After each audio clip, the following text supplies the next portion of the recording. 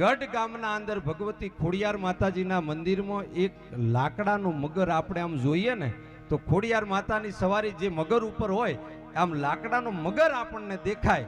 પણ પછી મને અમારા સમાજમાંથી વાત એવી મળી હતી કે એ ખોડિયાર માતાજીનું જ્યારે પોલીસ ચોકીની પાછળ જ્યારે મંદિરનું કામ થયું ને તો પાલનપુરના એક રામજીભાઈ મિસ્ત્રી સુથાર હતા અને એ દરવાજાનું કામ કરવા માટે આવ્યા હતા અને પહેલી વખત આ વરખડાના વૃક્ષમાંથી જે મગર જેવી પ્રતિમા હતી ને એ પહેલી વખત રામજીભાઈ મિસ્ત્રીએ જોઈ હતી.